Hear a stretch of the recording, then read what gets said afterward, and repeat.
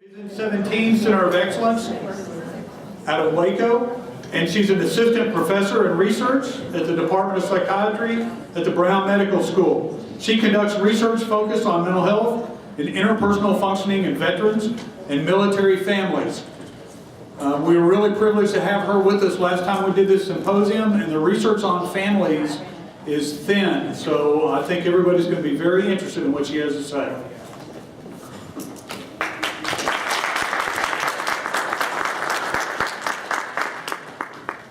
Okay, thanks everyone for coming back in. I know we want more snacks and it's almost lunchtime, so we'll get moving with this. So Perry instructed us to refrain from giving you tons of data, but really try to offer you solutions that may be helpful to the work that all of you do. So that's really what I tried to do. But first I want to thank all of you for coming here. And for organizing this event, Perry. It's wonderful to be in a room with folks that are so committed to improving the lives of our veterans and to our veteran family members. And I'm hearing lots of themes about families today as well as women veterans, and that's really what I spend my day doing, is trying to improve their lives as well. So I'm grateful that all of you are here today. So I am a federal employee. I am obligated to tell you that I do not and I cannot represent the views of the United States government or the VA. I don't know what would happen to me if I didn't tell you that, but I don't want to find out, so that's done. So my research is really focused on a couple different things. So one of the first things I do research on is mental health disorders and their association with family and relationship functioning. These are bidirectional associations. I often take a health services framework or approach to my work, which means that I'm interested in the ways that families and relationships shape whether or not someone comes into care, how they do in the types of care that they receive. Most of my work is in the treatment development and testing area, so I do a lot of clinical trials in my work. And I'm really focused in on women veterans and families. I focus almost all of my work on vulnerable populations, so homeless veterans, veteran families, women veterans, those sorts of groups that have traditionally been left out of our research. So sort of the framework that I come from in everything that I do is that family functioning shapes health and mental health. So we know from decades and decades and decades of research that when someone resides in a close and cohesive family, then they have better health and they're more likely to improve in any intervention that we give them, whether it's a medication, whether it's a psychotherapy, whether it's physical therapy. If that family environment they go back to is positive, then their outcome is better. We also know that marital quality is associated with physical health. If we follow couples over time, we can see that couples that are in very distressed relationships, those individuals are more likely to show age-related declines in physical health at a younger age. So this is cardiovascular disease, those sorts of diseases that pop up as we age, those happen younger and younger when we're in distressed families. Marital distress, if somebody is positive for that, they're at increased risk for a wealth of psychological disorders. So this is to say that this family environment is really important for predicting someone's health and mental health.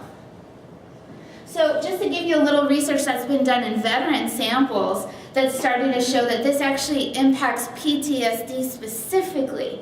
So there's been research done on samples of thousands of veterans. This is out of Australia because I guess other countries are a little bit better about measuring families than we are, though we're fixing that. But some of this work has shown that family functioning prior to beginning evidence-based treatment for PTSD, like prolonged exposure, family functioning predicts outcome, whether or not their symptoms go down after that treatment. That's really important. There's other work that shows, unfortunately, that PTSD impacts the family. So PTSD impacts all sorts of domains of family functioning, and then family functioning is turning out to impact PTSD. So what we have is a reciprocal cycle, and I'm really interested in intervening at the level of the family to try and stop that cycle from continuing.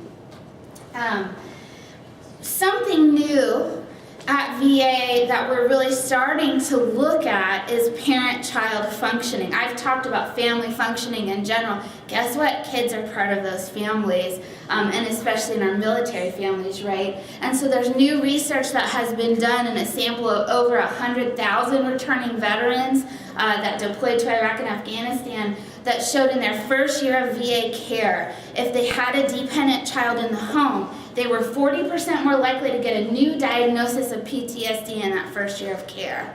And there's other data showing that if you have a child at home, your PTSD symptom severity is higher. So there's something about children that is potentially magnifying symptoms. It's not that you have a child and that just magically makes PTSD worse, but in some ways, that family environment and sort of the dynamics of parenting a young child seem to be enhancing symptom severity. But that could be just you can't get to treatment because you're caring for a child at home, right? It's not necessarily the syndrome itself. So some of our work, we're really working on understanding parent-child functioning within this cycle. So just to give you a context of why children in military families are important, and I know you guys know this, but the VA traditionally has done nothing about children in military families. There's a lot of kids that are impacted by deployments of their parents to Iraq and Afghanistan. 1.4 million have a parent that is right now active duty. 23% of all living veterans, which is over 20 million living veterans, have a minor child in the home. So our estimates show that there's between 5 and 7 million young children that are currently being parented by a veteran. Another reason these children and their functioning matters is who joins the military, right? Kids that are parented by a veteran are the most likely to go on to join the military themselves. So it's 28% of children whose parent was a veteran. It's 46% if you track them all the way to grandparents. So half of our military are relatives of another veteran. So one of the reasons that matters to operational readiness on the active duty side is that PTSD symptoms, as we mentioned, they impact family functioning. Well, one of the ways that PTSD impacts children is through parenting practices. So when you have elevated PTSD symptoms like avoidance and anger, hypervigilance, it's hard to be the parent that you want to be, right? So some of the data has shown this, as well as increases in parenting stress, decreases in parenting alliance. We don't currently have an intervention at VA to deal with this problem. So a lot of my work is on conducting the studies to bring an intervention that will work for our veterans because they've given feedback on what they want to see in that intervention, as well as considering what it would take to start to address the issues of children inside the VA, which frankly we're just not very good at this time. All of our providers are adult-focused providers. So it involves a workforce change as well. So some of the reasons that I think this would matter in the work that you do, we've heard about this a lot this morning, is that some of the things that veterans say about why they come to treatment, well, it's their families, okay? Veterans want family involvement in their care. Veterans are interested in parenting treatments such as classes. I forget who also put up a slide about children being a barrier to care because maybe they're a stay-at-home parent and they don't have child care. That's another issue we need to deal with is the extent to which child care, not having a reliable source of child care, interferes with both medical treatment and mental health treatment. And one of the first places that we need to start is by making sure that every veteran that comes through our doors is asked, do you have children at home? Do you have the resources that you need to understand child development? We see a lot of veterans that walk in our doors and, well, my 1-year-old just, didn't listen when I said X, Y, and Z, and they should know better. Well, that's not quite on the developmental spectrum of where a 1-year-old would be. And so sometimes we have to make sure that folks have the education just about child development that can help them put into perspective, it's not you. This is where your child should be right now for that age group, right? So that in itself would help. But we've got to ask the question. That question needs to be asked in all of our offices as well as at the VA. And the VA does not ask that question. By the way, we only ask it when somebody applies for service connection. That's the only time we ask it. And that's a problem. We've got to change that. So another aspect of this that I think is important to recognize is that our evidence-based treatments for PTSD that we've heard about all morning, prolonged exposure, cognitive processing therapy, they don't necessarily improve relationships. So sometimes we give a message to our veterans, if you improve your PTSD symptoms, things are going to get better. Not always, okay? So there's data that shows that if you reduce the avoidance symptoms of PTSD and you send people back into the world without relationship skills, their family functioning gets worse. Because we didn't offer, here's how to communicate, here's how to improve an intimate relationship, here's how to improve your parenting. So we have to combine PTSD symptom reduction with some relationship improvement skills. This doesn't mean you have to be in 12 weeks of couples therapy or whatever. Maybe it's just child development education. Maybe it's positive communication. Maybe it's teaching time-out strategies to couples. All of those things would be good.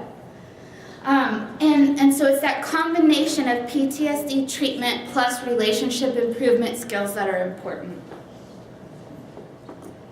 So I wanted to offer you some resources.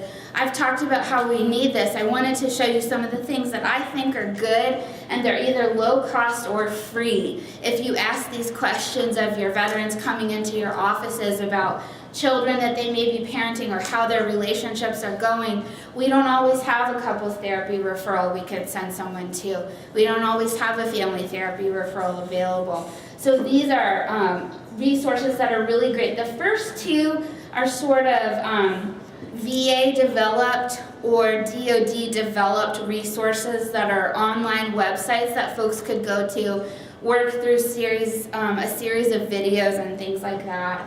The second two are, depending on the modules that someone wants to do, they're either low cost or free, but these are evidence-based and the best on the market.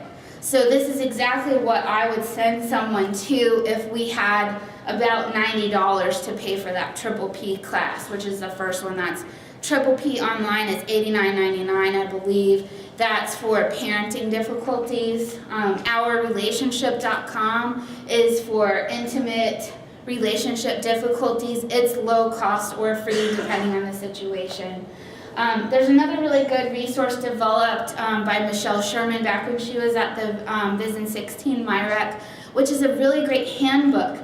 If you have someone in your office that is thinking, I want to talk to my child about what I'm going through, my PTSD, and I want some strategies for how to do that and to decide whether or not I should do that. That resource is really phenomenal and it's available online. So we're not doing questions until later, so I should take that out. But in closing, I just want to thank all of you for being here. I'll leave this slide up just a little bit longer. I believe we'll put them up on the website as well so that you don't have to continue writing furiously. Thanks so much, Perry, for having me today.